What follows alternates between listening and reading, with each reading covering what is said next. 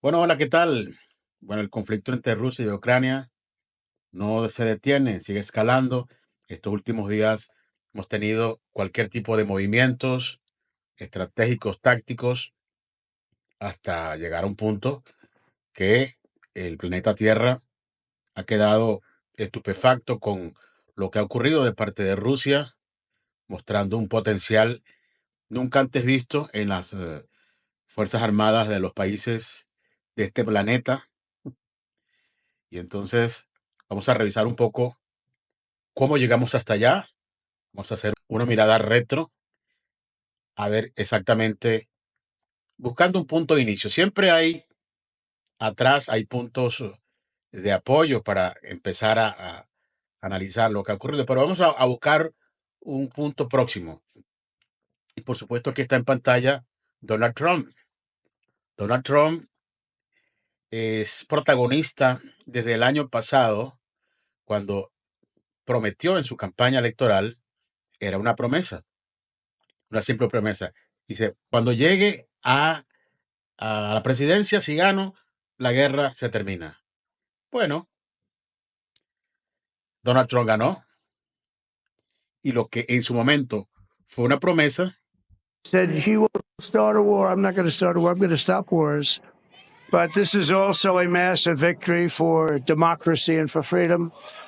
Together, we're going to unlock America's glorious destiny, and we're going to achieve the most incredible future for our. se convirtió en una realidad. Ganó la elección Donald Trump, ganó la elección y el día 5 de noviembre, en la noche que dijo Trump delante de su público, dijo, bueno, una de las cosas que prometí fue acabar la guerra Rusia contra Ucrania.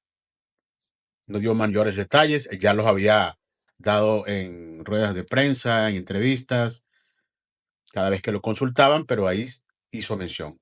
El día de mi juramentación, a las 24 horas, ya no hay guerra. Eso fue lo que dijo Trump. Tal cual, así lo dijo.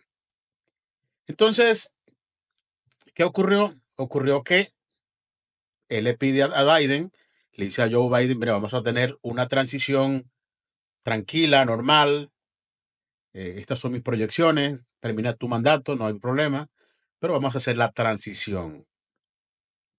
Joe Biden, luego de haberse perdido en el Amazonas, se fue hacia el bosque y no sabemos si volvió.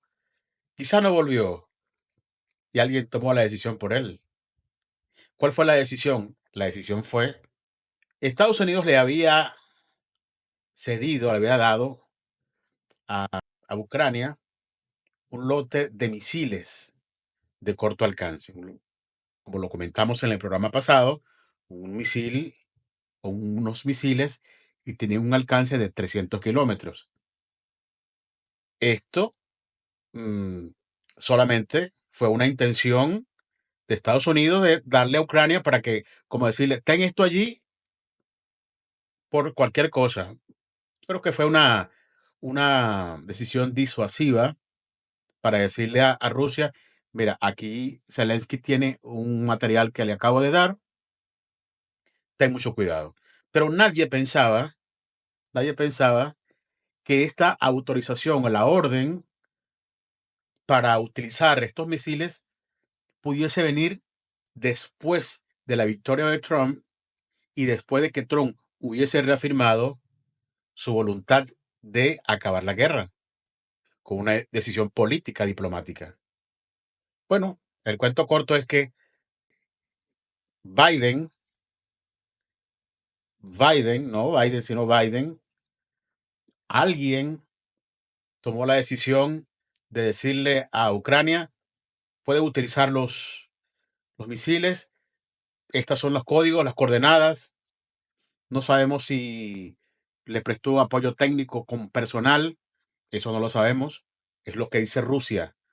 Rusia dice, hay una línea roja, ahí comenzó una escalada, pero eso no comenzó allí, porque siempre le digo, siempre hay un punto atrás.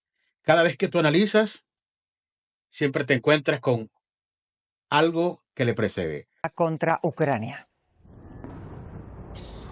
Alrededor de 120 misiles y 90 drones dirigidos principalmente contra la infraestructura energética ucraniana. El ataque masivo combinado en todas las regiones de Ucrania se ha producido durante la noche y también esta mañana. El gobierno ucraniano... Bueno, sí, ahí la noticia la están dando y le explico un poco acá.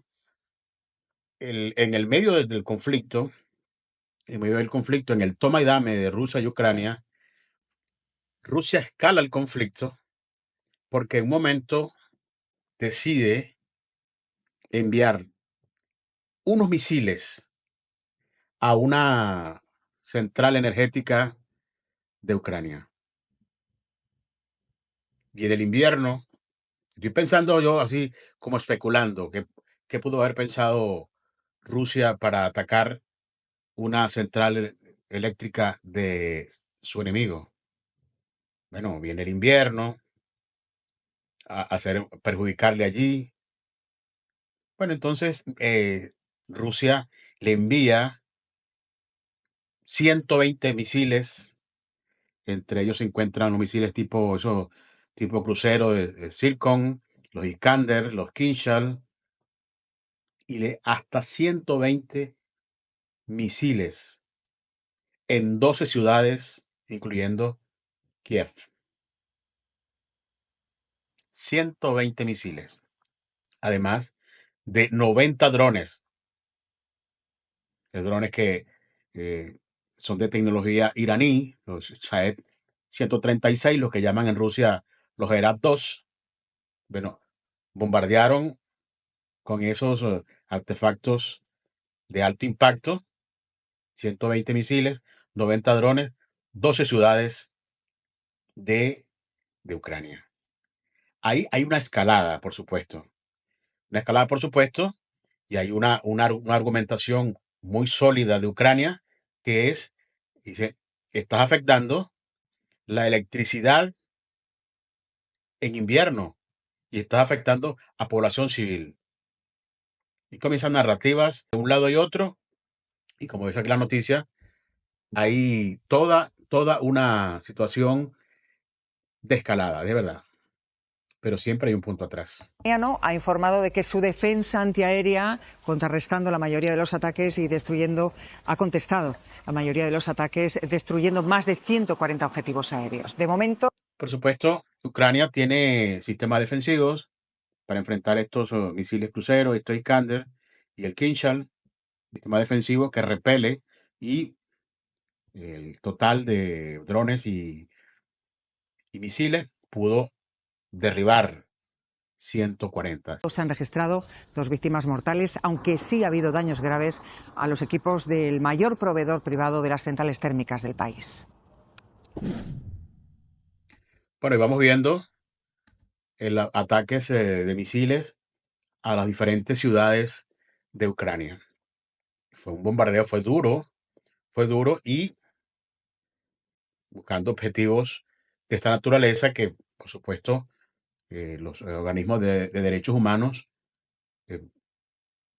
alzan su voz y dicen, bueno, pero está bien que busques, porque ¿qué pretendía Rusia? Bueno, tener ventaja, favorecer la ventaja en invierno, pero hay un perjuicio que le causas a la población civil.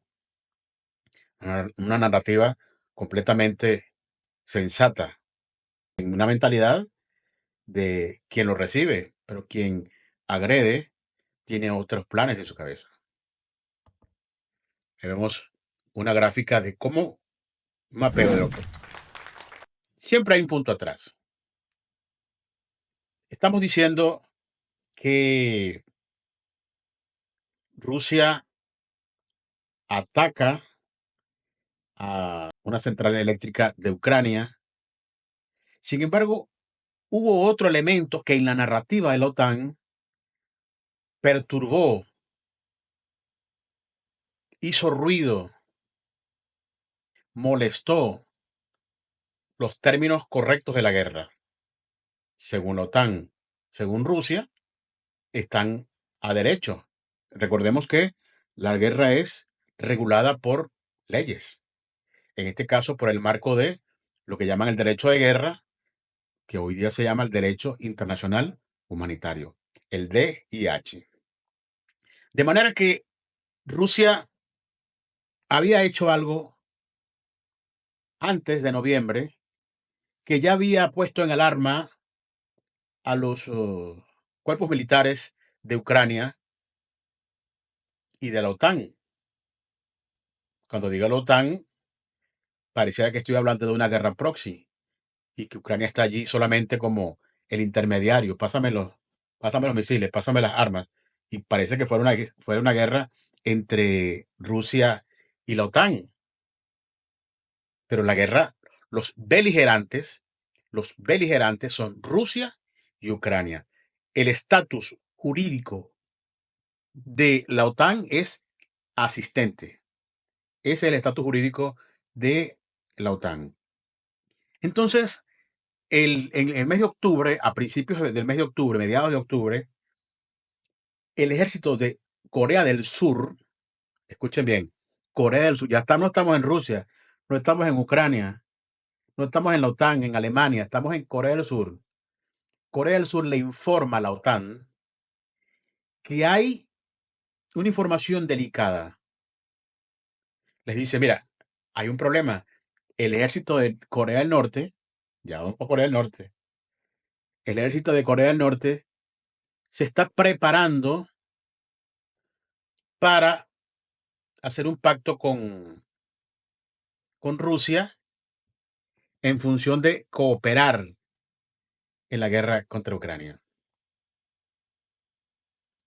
Y de esa forma, efectivamente, se firmó un acuerdo del Tratado de Asociación Estratégica Integral entre Rusia y Corea del Norte. Y es parte de lo que vamos a ver aquí en este video.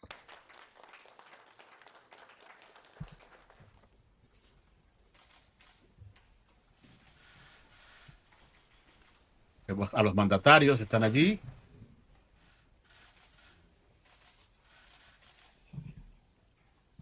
Y esto, que también lo hemos comentado, esto permitió que legalmente Corea del Norte se involucrara en el conflicto, en la guerra de Ucrania-Rusia, Rusia-Ucrania, con un perfil jurídico. Dijimos que Rusia y Ucrania son beligerantes. Dijimos que la OTAN es asistente, tiene el perfil de asistencia jurídicamente hablando. Y bueno, también están los Wagner, que son mercenarios, así reconocidos, mercenarios. Y entra Corea del Norte con un perfil de co-beligerante, porque va al campo de batalla a luchar. Rusia dice que en plan defensivo, lo cual le servirá, según ellos, para momentos tribunalicios de valoración judicial. Ucrania tendrá sus argumentos también judiciales. El tema está en que hay un documento firmado, este Tratado de Asociación Estratégico Integral Rusia-Corea del Norte. Luego, la información que manejaba Corea del Sur era que eran 12,000 norcoreanos que iban a viajar hasta la zona del conflicto, hasta Rusia. Sin embargo, hay la información de que llegaron 10,000. No sé si es que van en lote o es que hay un conteo que no cuadra por allí. Entonces, dos situaciones. Corea del Norte hace presencia a reforzar a Rusia, lo cual enervó, molestó, enfadó a la OTAN y a Ucrania. Dice, porque se ha estado quejando Rusia de que tiene apoyo de la OTAN y ahora tú traes a Corea del Norte. Pero, como hemos comentado, son situaciones jurídicas distintas, porque Corea del Norte asume el papel de co-beligerante en el conflicto. Ya se hace enemigo en el campo de batalla de Ucrania y no tiene conflicto Corea del Norte con la OTAN, porque la OTAN no es beligerante. Bueno, de tal forma que estas dos cosas tanto la firma del convenio estratégico de integración entre Rusia y Corea del Norte, la presencia de 10.000 soldados norcoreanos en Rusia, la escalada misilística, bueno, eso puso a la OTAN y a Ucrania, bueno, a analizar la situación. A eso hay que sumarle las declaraciones de Trump. ¿Cuál? Voy a acabar la guerra. Porque una vez que llega Corea del Norte, una vez que se despliega este ataque misilístico sobre 12 ciudades de Ucrania, pasa lo siguiente, que es Ucrania pierde mucho más ventaja con un acuerdo de paz en 60 días. Ya pierde la ventaja, porque tienes a una Rusia agresiva, una Rusia que ha arreciado el ataque, y viene el invierno, y viene enero, la juramentación de Trump. Y es por ello que Biden, desde el Amazonas, desde el bosque del Amazonas, da la orden. Todos sabemos que no fue Biden. A menos que yo no creo que Estados Unidos permita, esta administración, los que dirigen ese país, permitan que Biden diga algo importante que tenga un efecto decisivo en el futuro corto, mediano o largo de Estados Unidos. No, porque no está en condiciones, porque tiene una situación de salud importante y ciertamente sí lo exponen, más o menos lo ridiculizan, pero no le toman la palabra cuando son decisiones de este tipo. Entonces, ante estas cosas, se firma el convenio.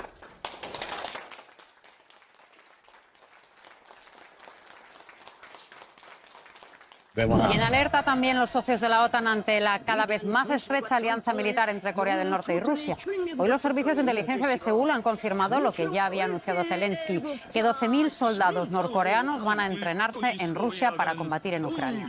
Según sus imágenes satelitales, ya habría 1.500 de ellos en suelo ruso. Francia lo considera algo extremadamente preocupante y para Reino Unido solo demostraría la desesperación rusa. Por supuesto, esto le conviene a Corea del Norte. Corea del Norte, con la información de inteligencia que tiene de Rusia, del poderío militar que luego mostró Rusia, ya Corea del Norte lo sabía seguramente. Y con un vecino como lo es Corea del Sur, echarle una mano a un amigo ocasional podría estar bien, dirían los norcoreanos.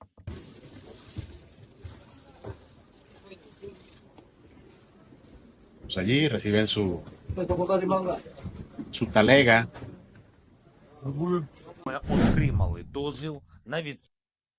Entonces, seguimos en el repaso. Zelensky recibe la orden de Estados Unidos de utilizar los misiles y esto es lo que dijo.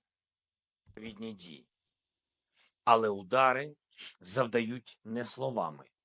Такі речі не анонсують. Ракети самі за себе скажуть. Обов'язково. Слава Україні! Bueno, ahí le dieron la orden de utilizar los ATACMS o los ATAC-MS, ATACMS. Si puedes utilizarlo, y ni corto ni perezoso, los utilizó y metió en problemas a Rusia. Vamos a ver. Este 19 de noviembre, Ucrania lanzó misiles tácticos de largo alcance fabricados en Estados Unidos contra territorio ruso.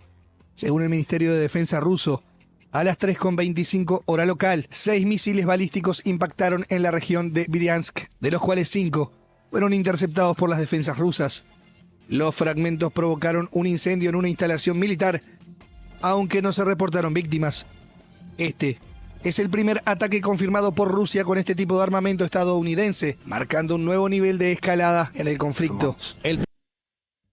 Antes de entrar en el siguiente video, dice Rusia, bueno, sí, efectivamente, les atacan con esos misiles, los ATACMS, que tienen un alcance de 300 kilómetros, y lo hicieron retroceder 400 kilómetros de la frontera. Tuvieron que irse 400 kilómetros. Utilizaron 6. 5 fueron interceptados y uno causó daños importantes en territorio ruso.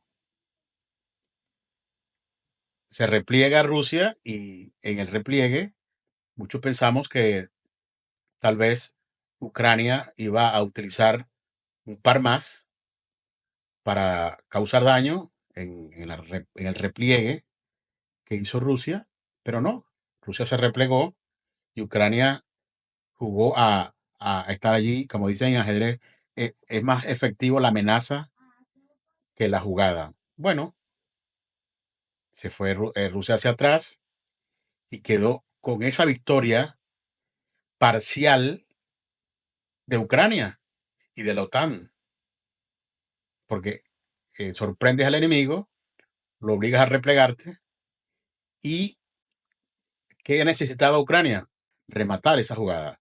¿Qué pasó? So that while the Ukrainian actions on the battlefield speak for themselves, Mr. Chairman, be in no doubt that the UK government is stepping up our support for Ukraine, determined to continue doubling down our support. Medios británicos informaron este miércoles que Ucrania usó misiles Storm Shadow de largo alcance contra territorio ruso con la autorización de Londres, al día siguiente de haber lanzado misiles estadounidenses, en lo que constituye una escalada del conflicto que ha generado llamados de China y otros países. Son 2 golpes seguidos. El ejército ucraniano, con el auspicio de la OTAN, luego de haber enviado los ATACMS y hacer replegar a Rusia 400 kilómetros de la frontera hacia su territorio, bueno, remató el trabajo táctico, porque el Reino Unido y Francia, bueno, le han dado a Ucrania un armamento llamado el Storm Shadow, que es un misil de crucero. Es un arma franco-inglesa. Storm Shadow se le dice en Inglaterra, pero en Francia se le dice el Scalp E6. Bueno, le metieron fuerte allí con el Storm Shadow, con el Iskander, que es otro, es un misil balístico, y con el Kinzhal, que es un aerobalístico. Bueno, le dieron fuerte allí y recibió 2 días Rusia castigo severo por parte de Ucrania.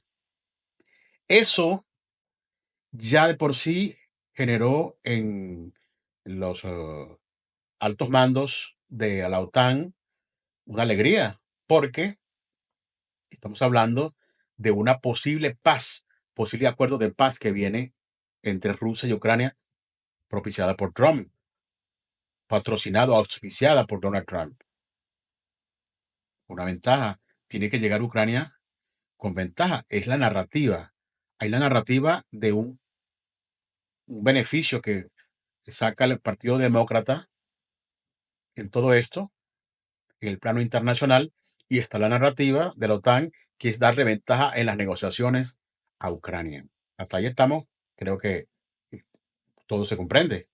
Está un poco arrinconado. Rusia, la OTAN juega las cartas y Ucrania, por supuesto, Zelensky celebra la victoria. Ursula von der Leyen es la presidenta de la Comunidad Europea. Para ponerle freno, Y ya vamos a ver algo. Ucrania lleva Ella es Úrsula, presidenta de la Comunidad Europea, y ella en su momento, en un fragmento de ese discurso, por supuesto, por la coyuntura tal vez, un discurso político, hay un poco, bueno, entre la burla y la demagogia, ella dijo que Rusia fabricaba sus armas prácticamente dijo, con repuesto de lavadora. Dice que es un país con un sistema militar anticuado, y decía que hace sus armas de repuestos de lavadoras. The Russian military is taking chips from dishwashers and refrigerators to fix their military hardware because there are no semiconductors anymore. Bueno, ahí está. Ahí está. Russia's industry is in tatters. Bueno, hasta ahí estamos. Creo que le hemos llevado el tema, ¿no? ¿A dónde derivó todo esto? El día siguiente de los ATACMS y de los Storm Shadow, bueno, los analistas empezaron con razón a hacer cuestionamientos al sistema militar de Rusia. ¿Qué hacer? Porque prácticamente le queda el arma nuclear. Sin embargo, ocurrió lo siguiente. Ocurrió que Rusia sacó al campo de batalla un armamento que ha dejado patidifuso, boquiabierta, a la OTAN y, por supuesto, a Ucrania. Trae Rusia al campo de batalla un misil llamado Oreshnik. Bueno, un problema con este armamento, porque es un armamento, vamos a ver, El lanzamiento de misil de alcance medio Oreshnik es un misil balístico hipersónico no nuclear. Como lo sabemos, según los datos de control, esta prueba fue exitosa. Y me gustaría felicitar a ustedes con esto. el Oreshnik es un misil hipersónico de Rusia que tiene una particularidad. No es posible detectarlo. Así de fácil. No es posible detectarlo. Eso deja peligrosamente, ¿no? Por supuesto que es un peligro. Este motivo. Como ya he dicho, nosotros vamos a continuar realizando estas pruebas. Incluso en las condiciones de combate, debido a las amenazas que enfrenta Rusia. En este punto hay que decir, bueno, este sistema, el Oreshnik, es un sistema ofensivo, poderoso, con alcance intermedio, de un alcance que tiene entre 3.500 y 5.000 kilómetros. Estados Unidos tiene dos sistemas, que es el sistema Aegis Ashore y el sistema THAAD, que son sistemas defensivos que pudieran detectar y enfrentar este sistema misilístico hipersónico ruso, pero están en desarrollo y están, vamos a decirlo, todavía no están listos. Ya la OTAN tendrá que ingeniárselas para hacer sistemas de detección temprana con radares y satélites especializados, trabajar en capas como el Aegis Patriot, el THAAD, digo, cuando pensando en el futuro. Ahora mismo no hay forma de detener este misil. Es tanto que Rusia, hay la información que salió de Rusia, del Departamento de Comunicación de Rusia, o lo que llaman un vocero oficial, y la OTAN no lo ha desmentido. Y es que antes de salir el misil 30 minutos antes de salir el misil, llamó Rusia a la OTAN. Le dice, mira, pendiente, que voy a enviar un misil especial. 30 minutos antes de dispararlo. Usted se imagina el pánico. Yo me supongo que Rusia le habrá dicho a la OTAN, mira, no tiene carga nuclear, pero es para que sepas. La OTAN no le debe creer a Putin, sino esperar y resolver el tema allí. Este misil cayó en la zona de Dnipro, en un almacén militar, una industria de misiles. Este sistema misilístico de Rusia, según, no me lo crea, usted debe investigarlo también. En una distancia, por lo menos de Caracas a Bogotá o de Bogotá a Caracas, llega un poco más de 4 minutos. 4 minutos. De Cuba a Miami o de Miami a Cuba, llega un poco más de 2 minutos. Y de Moscú a Madrid, más o menos 16 minutos.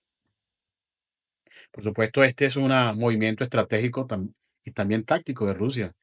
Estratégico porque Rusia rompe los sistemas defensivos de la OTAN y altera el equilibrio estratégico. Esa es la primera jugada estratégica o la primera interpretación estratégica que se le da a esta jugada. También toma ventaja en la balanza del poderío global. Ahí, por supuesto, Estados Unidos tiene armamentos especiales para una guerra de las galaxias y nadie sabe cuál es. Él da lo que vende y da lo que entiende, pero Estados Unidos tiene armas secretas. Aquí, con esta exhibición brutal de Rusia, se caen algunos cuentos de que Rusia pudo haber acabado la guerra o no en el tiempo que hubiese querido. Rusia envía un mensaje contundente a la OTAN de acabar con la guerra, obteniendo Rusia la ventaja que tiene actualmente, aunque yo estoy convencido de que quisiera ganar espacio, territorio en Kursk antes de que Trump llegue a la presidencia. Yo creo que necesita Rusia, según la interpretación que ellos dan, ese territorio. Ucrania, por su parte, va a hacer todo lo posible para evitar el avance ruso hacia esa zona. Es táctico porque, por supuesto, Rusia responde de una manera contundente a los ataques del Storm Shadow y de los ATACMS. Es un ataque que además es estratégico porque disuade, porque da un golpe a la mesa, según lo que han dicho los expertos, incluso dentro del Departamento de Estado, el Departamento de Defensa de Estados Unidos, no tiene un arma equivalente a este misil hipersónico de Rusia. Hay 2 proyectos que están trabajando, pero ahora mismo no están completos en el desarrollo, en el acabado, en la tecnología, la electrónica, quién sabe. Y tampoco tiene uno que no tiene un arma parecida a esta, que la particularidad es que es invisible para los radares, todas las capas de protección. Un misil de este tipo en manos de cualquier país es un verdadero peligro. Es un peligro. Imagínense usted que es un misil que tiene un potencial nuclear y puede viajar más de 3.500 kilómetros, hasta 5.000, e Israel está a casi 3.000 kilómetros de Moscú. Es un peligro. El que lo tenga es un peligro. Un misil que tiene, bueno, lo que llaman una cabeza de guiado. La cabeza de guiado, que es un centro de comando, un componente que orienta de manera electrónica, con GPS, con radares, con infrarrojo, con láser, va orientando la ubicación del objetivo. Bueno, este misil tiene 6 cabezas de guiado. No tiene una, sino 6. Y cada una de ellas, de esas cabezas de guiado, tiene 6 submuniciones, llamado MIRV, en tecnología rusa.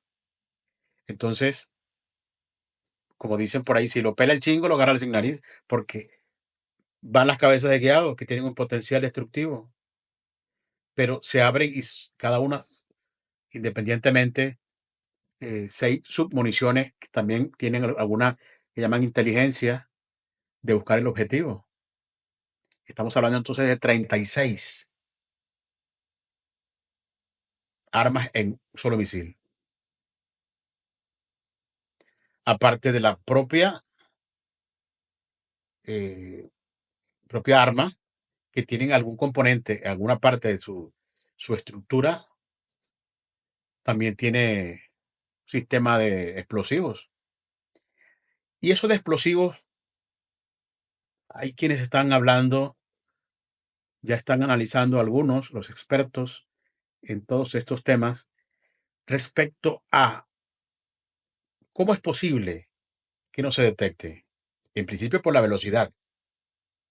Una velocidad de Mach 10, aunque he leído en algunos papers que puede llegar a Mach 12. Por lo menos el que se envió hace horas tenía una velocidad de Mach 10. Entonces se está diciendo que incluso no lleva explosivo en los MIRV que están en la cabeza de guiado, sino que la energía cinética que va acumulando con la velocidad que transporta las cabezas de guiado no necesita explosivos, sino con la fuerza cinética que va acumulando, tiene la capacidad, por el impacto, por la velocidad y por el peso, de generar una explosión similar a que si tuviese un explosivo ahí como parte del componente. Y por supuesto, generar explosiones secundarias si va dirigido a almacenes, industrias de armas, de misiles, como fue el caso de hace poco. No tiene forma la OTAN de detectar este tipo de armas. Está el S-400 Triumph, que lo tiene Turquía, que si mal no recuerdo, es una venta que, no sé si ustedes recuerdan, el año 2017. Turquía recibió un golpe de Estado en el año 2016. Y entonces, bueno, denunció que algunos aliados, Turquía es miembro de la OTAN, denunció que algunos aliados de la OTAN estaban respaldando a la gente que les dio el golpe de Estado. Y en el 2017 le propuso a Estados Unidos comprarle un sistema Patriot para defensa. Y Estados Unidos se opuso. Dijo, no sé en qué términos, pero no llegaron a un acuerdo. Y a Turquía se le ocurrió la idea de comprar los S-400 Triumph a Rusia. Eso fue un problema diplomático, porque Turquía, siendo miembro de la OTAN, le compra armas a Rusia. Dice, yo te pedí el Patriot, no me lo vendiste, yo lo necesito, se lo compro a Rusia. Luego una tensión ahí diplomática. Estados Unidos le dijo, bueno, te lo vendo ahora sí. Y Turquía dijo, mira, yo ya lo pagué y ya viene en camino. No puedo. Pues, hay un tema de demanda allí. Yo no quiero tener problemas allí. Que es el S-400, el Triumph. Que lo tiene Turquía, que no es compatible con el sistema defensivo de la OTAN. Uno de los, además de haberle comprado armamento a Rusia, uno de los argumentos de la OTAN es que expone Turquía a ser víctima de espionaje a través de estos instrumentos en la OTAN. Perfectamente puedes, de alguna forma, ¿no?, hacer un espionaje del sistema defensivo completo y ofensivo teniendo dentro de tu arsenal al S-400. El Prometheus, el famoso Prometheus, el S-500 solamente lo tiene en Rusia. No hay nada parecido y nadie lo tiene. En este nivel, el país más avanzado sobre este particular. Dos cosas antes de despedirme, elementos jurídicos. Dice Zelensky, está denunciando Zelensky a Rusia por haber utilizado un arma de prueba en una guerra. El protocolo primero del Convenio de Ginebra y la Convención sobre ciertas armas convencionales se refieren de diferentes enfoques a el tema de no permitir un arma de prueba en un conflicto ya en pleno desarrollo. Sin embargo, Rusia argumenta que no puede probar ni pedir fiscales si el factor sorpresa es importante para ellos. Y además, ¿en qué momento dirá Rusia? Sin embargo, ahí están dos elementos que van a ir a los tribunales, al expediente tribunalicio. Y el otro es el tema de haberle avisado a la OTAN como un país asistente, pero no a Ucrania, que es el beligerante. Me refiero a cuando envía el misil, le comunica 30 minutos antes de enviarlo a la OTAN, pero no se lo comunica a Ucrania. Bueno, hay un deber, un entendido de que la OTAN podría haber avisado, debería haber avisado a Ucrania, pero el deber ser es que se lo avise a Ucrania para que éste avise a los civiles, aunque perfectamente la OTAN se lo informa. Bueno, vamos a dejarlo hasta acá, vamos a seguir este conflicto, a ver qué ocurre en los próximos días. Esperemos que la paz llegue pronto, lo que alguno seguramente dirá la paz de Trump, yo diría la paz trumpiana, que no se vuelva esto un polvorín, porque mientras los políticos siguen debatiendo, los analistas siguen revisando lo que está ocurriendo, los expertos dando su opinión, hay gente que muere de un bando y otro. Bueno, hasta aquí lo dejamos. Chao.